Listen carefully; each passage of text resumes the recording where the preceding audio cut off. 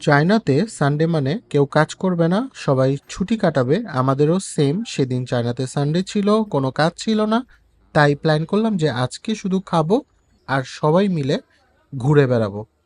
তো সকালবেলা ঘুম থেকে উঠে ফ্রেশ হয়ে সেই চাইনিজ হালাল রেস্টুরেন্টে চলে আসছি ব্রেকফাস্ট করতে।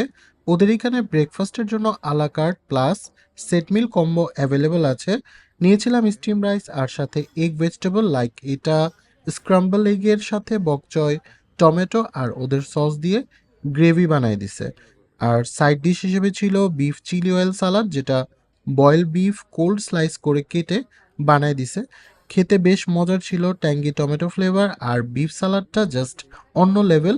এত মজার ছিল যে এক্সট্রা চিলি অয়েল দিয়ে খেতেও এটা বেস্ট লাগছে। এছাড়া বিফ ডাম্পলিং নিয়েছি, এটা দুইজন শেয়ার করার মতো, প্রায় 25 পিসের মতো ছিল। আমি 15 পিস খেয়েই ফুল হয়ে গেছি। খুবই মজার, ভিতরে জুসি মিন্স বিফ, পেপারকর্নের ফ্লেভার।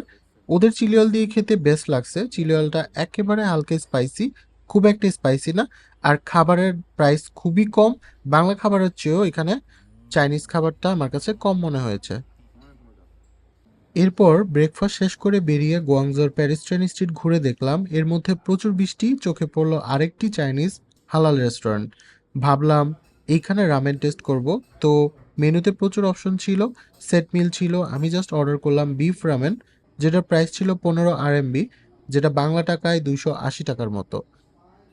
এটা এক কথায় অসাধারণ। স্লাইস বিফ, প্রচুর পরিমাণে spring onion, rice noodle, beef broth, মানে ওয়েদারের সাথে বেশ ভালো যাচ্ছিল। খুবই মজার, ফ্লেভারফুল।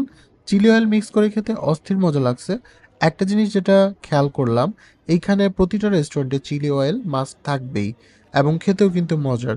যাই হোক, আনফর্চুনেটলি আমি ফুল শেষ করতে পারিনি, কারণ হিউজ ছিল দুইজনের পরিমাণ। পেট আমার ফুল, তারপরেও শেষ করার চেষ্টা করেও পারিনি।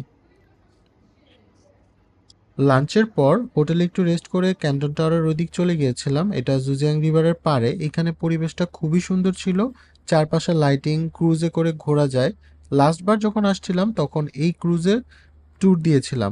এবার আমার ইচ্ছে ছিল ক্যান্টন টাওয়ারের টপে যাওয়ার, যেটার প্রাইস 150 থেকে 450 RMB।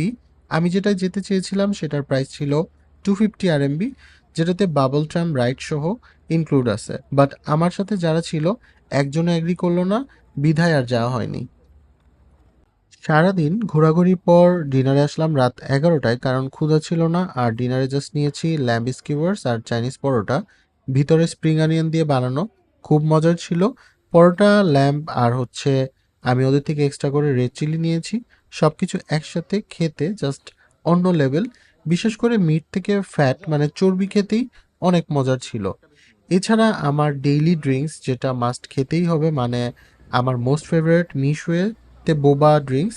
আর সেদিন আমি নিয়েছিলাম গ্রেপ ফ্লেভার, যেটা আমার কাছে একদমই অ্যাভারেজ লাগছে, কারণ সুইটের পরিমাণটা একটু বেশি ছিল। যাই হোক, ভিডিওটি ভালো লাগলে একটা লাইক করে দিও। সবাই ভালো থেকো।